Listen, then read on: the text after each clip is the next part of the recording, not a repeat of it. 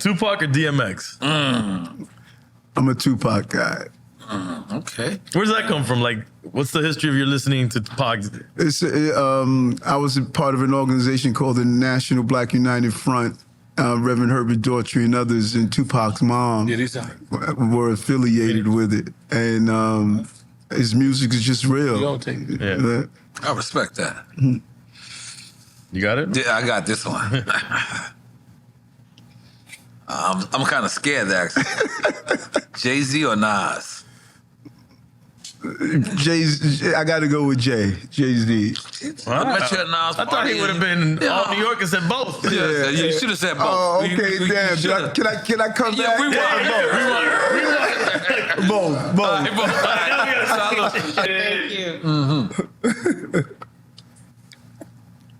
This is going to fuck up the internet. So I'm being honest. You got to answer this. No, it's no correct answer. Kendrick Lamar or Drake? I'm going to say both. Now that's a great answer. And that was like political. Politically correct. That is a politically correct answer. Oh, I got it. J. Cole or Kanye West? J. Cole. Okay. No, nobody drinks. He picked it. 80s hip hop or 90s hip hop?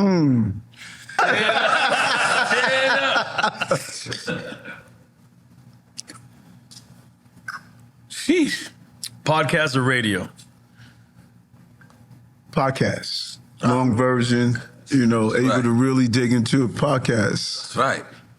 God damn it. Chris Rock or Dave Chappelle? I got to go with Dave, man. I respect that. Malcolm X or Martin Luther King? Got to go both. They both did their thing, man. He trying to kill us now. He getting you back, my son. He like it. Get your ass back. Jeez. Oof. Okay, I want this one. Go. Michael Jackson or Prince? I'm going to go with Michael. Any reason why? His, when you think about it, Michael really started the whole video stuff. That Michael, I remember reading the first story, and he was talking about he's going to do his music and turn it into this visual. And now look at... Yeah, he made movies. Like, Thriller was a movie. Right. It was a movie. Right. It was a movie. All right. Tyson or Ali? Ali. Okay. You trying to get that man all them drinks? What are you going to do with that? Pass them down here. M.O.P. or Mobb Deep? Mobb Deep. Okay. We got to keep going a couple more. All right. Jeez.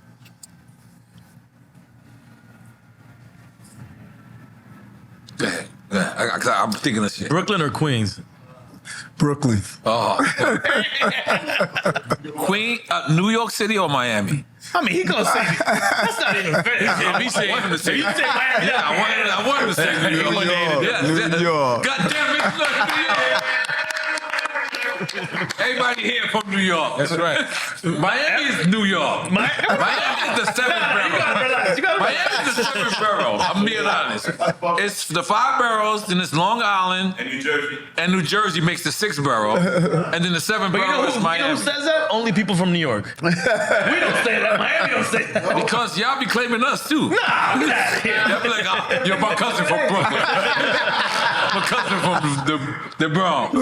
Come on, you know we the coolest people on the planet. Come on. But by the way, all right, before we finish the quick time slide.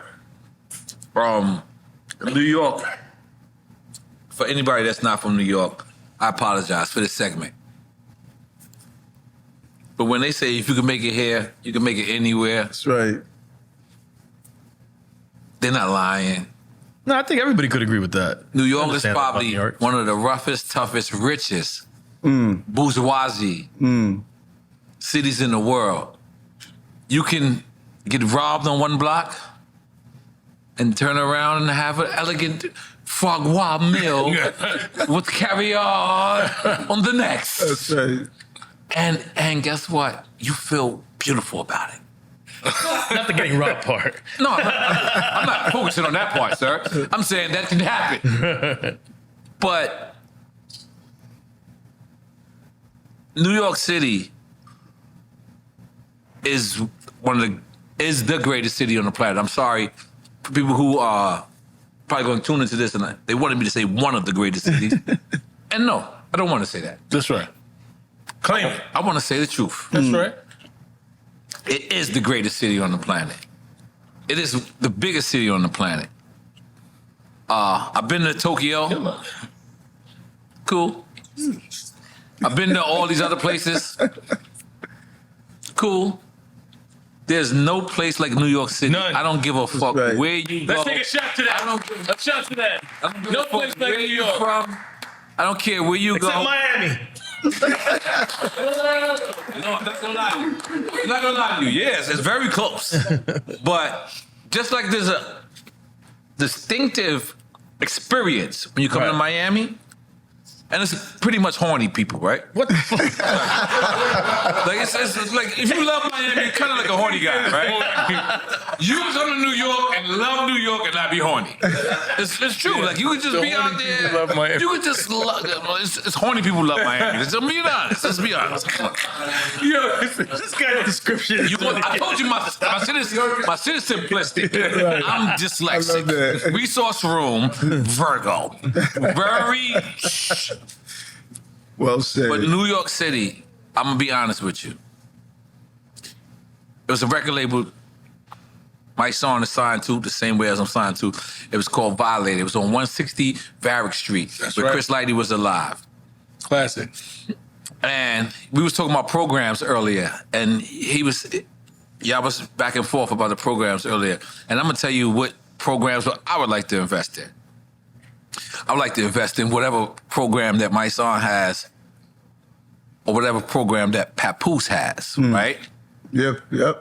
Because I'm gonna tell you one thing, the program that we didn't realize that saved us, that helped save me and you, was record labels. Was us hanging out in record labels. It replaced the parks. We went and we understood that we was collecting $60,000 by hanging out on a record label. And the thing was, what we didn't realize it was our savior was because a lot of these people were still on the what's it called, the 360 mentality. But imagine, like, that's what I love what Papoose is doing. And that's what I love what we doing with Drink Champs. Our motto is what? EFN, we don't own nobody who signs the Drink Champs. If you sign the Drink Champs, right.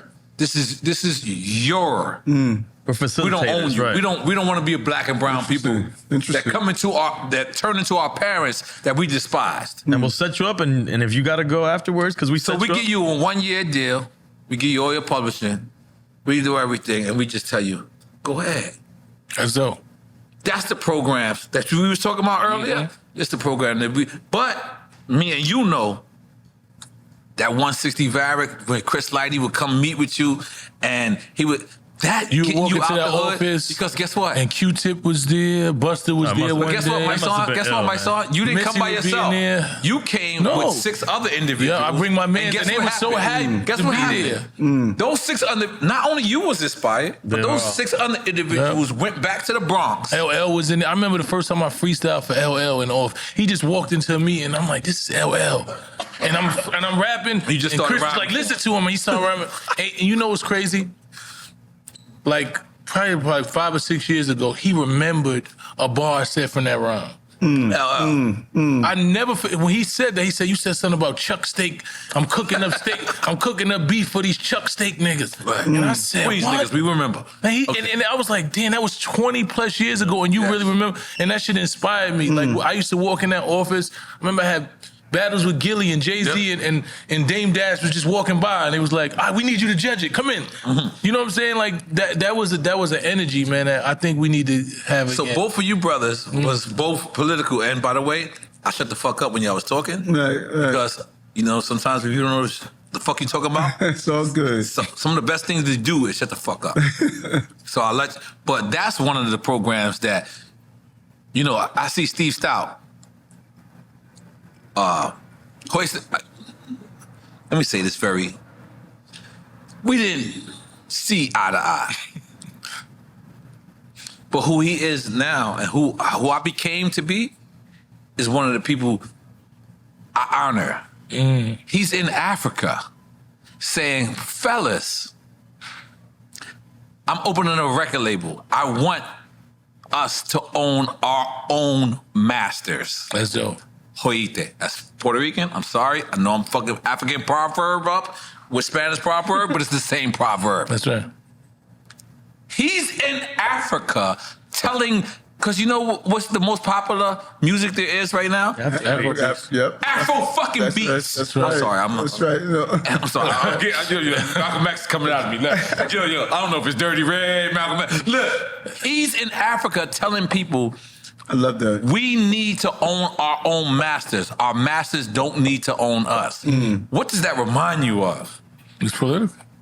In Africa. Artists who are hot to them right now. And That's right. And they can see them in the offices and see them and be inspired and motivated. That's what I think is the solution. Yeah. No. That's one of the things. I'm sorry. I felt that. And, you know, we need to really make that connection back to the continent.